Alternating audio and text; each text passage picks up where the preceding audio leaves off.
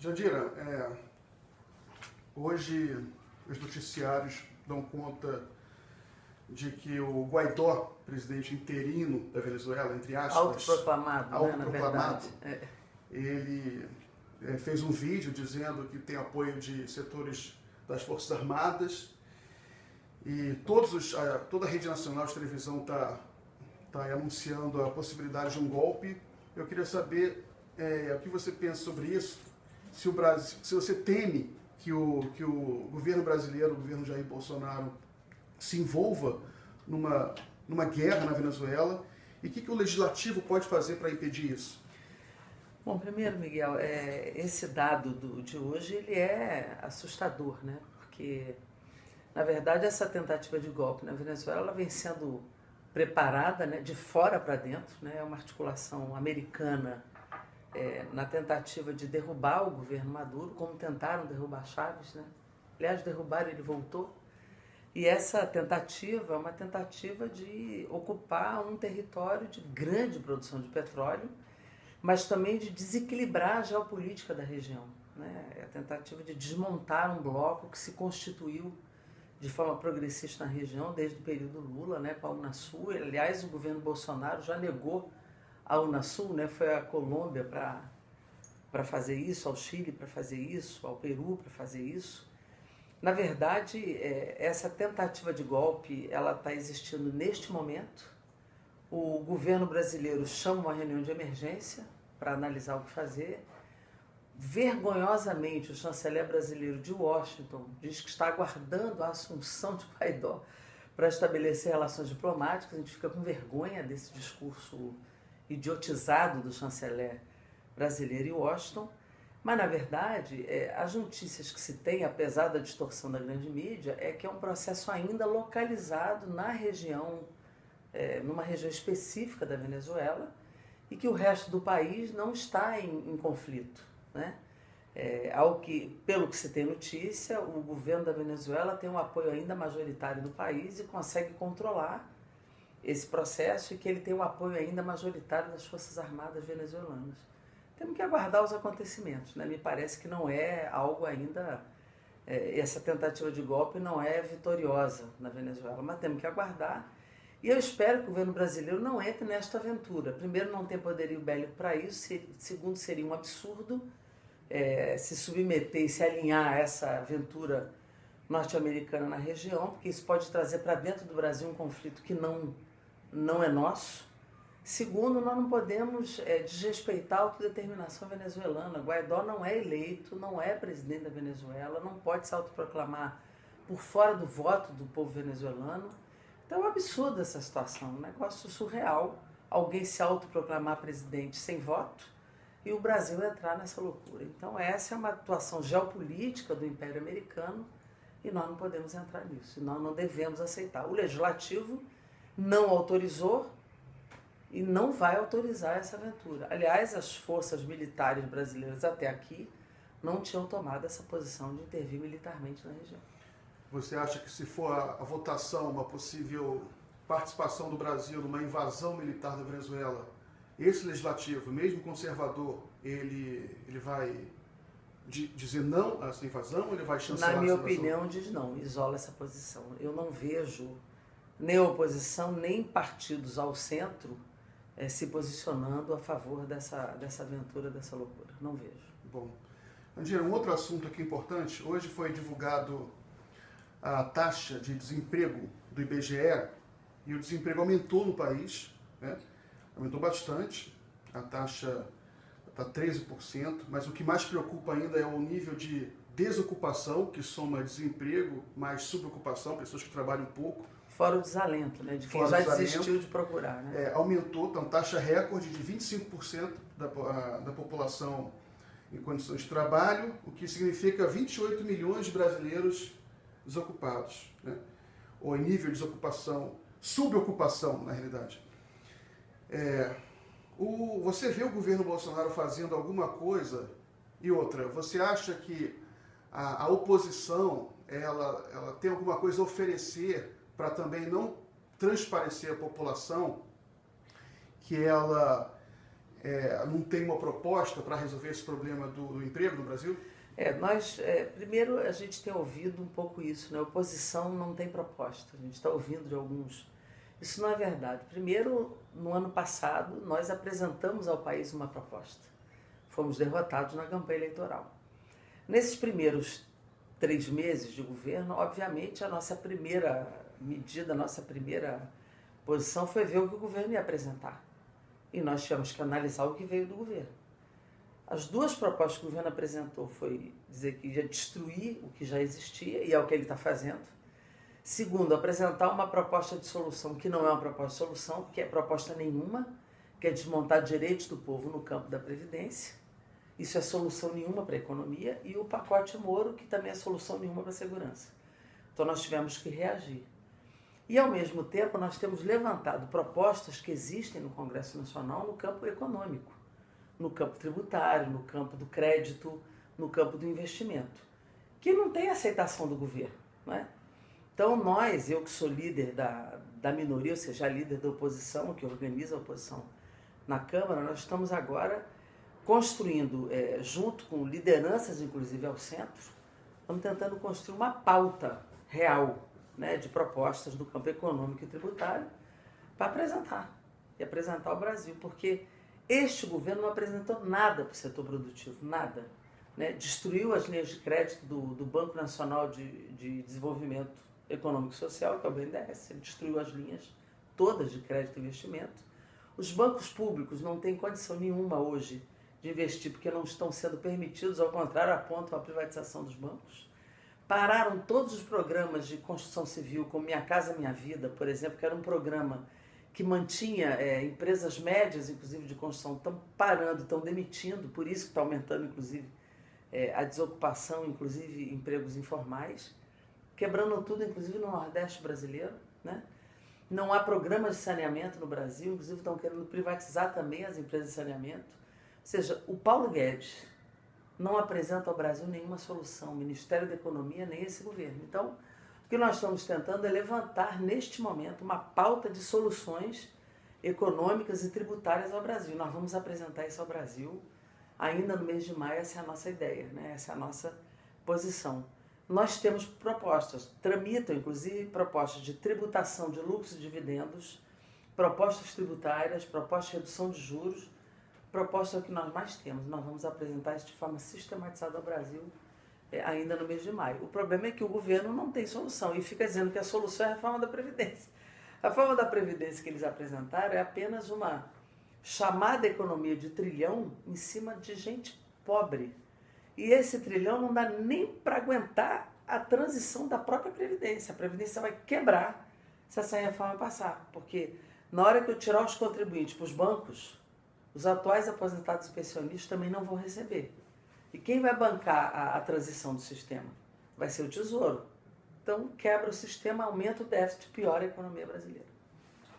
Jandira, muito se fala sobre a questão da união da esquerda, união da oposição. E você não acha que, nesse momento, a esquerda muito minoritária no Congresso Nacional e na sociedade, um desafio não seria você reconquistar setores aí da sociedade que se afastaram da esquerda, ou seja, que hoje não se consideram mais de esquerda, mas que podem voltar a votar na esquerda? Esse desafio de reconquistar setores da opinião pública que se afastaram muito da classe média, você vê a oposição com alguma estratégia nesse sentido? Primeiro, assim, na Câmara a oposição está trabalhando unificada. Isso já é um passo importante no nosso trabalho. Segundo, dentro do parlamento nós estamos também buscando ampliar o nosso trabalho nessa pauta que eu te falei, né? Uma pauta política, econômica e democrática. Esse é um trabalho que nós estamos desenvolvendo. Inclusive nesse campo do setor produtivo, esse pessoal quer trabalhar. Mas a política externa do governo Bolsonaro está impedindo, inclusive, as exportações brasileiras. E isso é um problema grave, que está levando a setores de centro buscarem soluções que não estão no governo, né? E para fora, quer dizer, muita gente que para além dos 47 milhões de votos que nós tivemos, já caiu a ficha, já entendeu que por aí não vai. Então, no campo democrático, no campo da educação brasileira, no campo da pesquisa, da ciência e tecnologia, mesmo no campo da produção, estão buscando a gente agora para conversar. Então, nesse momento, aliás, a sociedade nunca foi nem de esquerda e nem da extrema-direita, a sociedade sempre foi desse meio de campo aí. Então, nesse momento, quer dizer, fazer a defesa, eu inclusive fiz essa revista aqui, né? Nesse momento, defender parâmetros constitucionais, defender a liberdade de cátedra, a liberdade de aprendizado, defender que a economia se desenvolva para gerar emprego, defender setores, por exemplo, da construção civil, defender setores da pesquisa, defender a universidade brasileira, isso tudo acho que amplia, é isso que nós vamos partir para fazer. Defender a vida das pessoas, as pessoas estão com medo de sair na rua. Então, acho que a nossa plataforma, quanto mais ampla, mais gente a gente vai envolver para enfrentar a situação que nós estamos vivendo agora. Jandira, na última live aí do presidente Bolsonaro, ele sugeriu a possibilidade do governo não mais financiar cursos de filosofia e sociologia. E o ministro da Educação, ele também falou isso, e o próprio presidente chancelou depois num Twitter, dizendo a mesma coisa. Você acha que os cursos de sociologia e filosofia, eles merecem ser financiados pelo poder público? Mas não tenha dúvida, nenhum técnico pode se abster de ser cidadão, né? Ele precisa ter conhecimento da realidade, conhecimento da vida, para, inclusive, ser um bom médico, um bom engenheiro, um bom tudo. Para combater segurança pública, por exemplo, você acha que é importante? Mas tudo, isso é um absurdo, isso é uma visão, inclusive, autoritária de intervenção na opção, no conhecimento e na vida das pessoas. Ele diz, não, as pessoas têm que ser veterinário, engenheiro e tal, para poder dar retorno. Isso é uma visão autoritária, né? Além do que é desconhecer que qualquer profissional tem que ter um conhecimento amplo da vida e da realidade para ser um bom profissional. Isso é um absurdo. Isso, a expressão mais aguda da intervenção autoritária e de censura foi, inclusive, a propaganda do Banco do Brasil, né? Então, essa é a visão autoritária, intervencionista, excludente, preconceituosa e de desconhecimento da realidade que tem esse governo, né? Então, isso é um absurdo. Aliás, o Ministério da Educação foi onde mais se deixou claro a disputa de valores na sociedade que esse governo tem, né? Eles estão apostando na disputa na educação para disputar valores, disputas comportamentais, disputas culturais, né? Eles estão apostando nisso. E trocaram o Vélez por um ministro ainda pior, porque além dele concordar com os mesmos valores olavistas, vamos dizer assim, ele é um cara do capital financeiro. Ele é ligado ao Guedes, é ligado a essa visão privatista e de cerceamento de recursos da educação brasileira. É muito grave. Nós trocamos 6 por 3, não foi nem por meia dúzia. Ficou bem pior. Jandira, última pergunta aqui sobre a reforma da Previdência. Semana que vem retoma os trabalhos. Sim. E o governo ele conseguiu aprovar na Comissão de Constituição e Justiça, e agora foi formada a Comissão Especial, e o PCdoB tem duas pessoas lá, né? E qual vai ser a estratégia da oposição em relação à reforma da Previdência? Bom, primeiro, nós estamos trabalhando junto com os movimentos sociais, uma grande campanha publicitária para a gente desmontar as mentiras do governo, que são muitas, né? Segundo, nós estamos trabalhando um cronograma em que as 40 sessões sejam cumpridas, né? Que elas existam. Por quê? Porque como comissão de mérito, ela tem que debater o mérito da proposta. Então, nós precisamos de audiências públicas, de técnicos e de pessoas que debatam o mérito. A sociedade tem que conhecer o que está acontecendo ali, né? Então, eu espero que, de fato, as 40 sessões sejam cumpridas para que a sociedade conheça, de fato, profundamente o que está acontecendo na reforma da Previdência. Então, eu espero que a gente chegue a agosto para votar na comissão. Só aí ser levada a plenário se ela for aprovada na comissão especial. E que, nesse tempo, o movimento social tenha condição de, nas bases dos parlamentares, ela trabalhe com os 98 membros da comissão especial sobre a proposta que está em curso. Jandira, você tem algumas contradições aí por parte da própria oposição?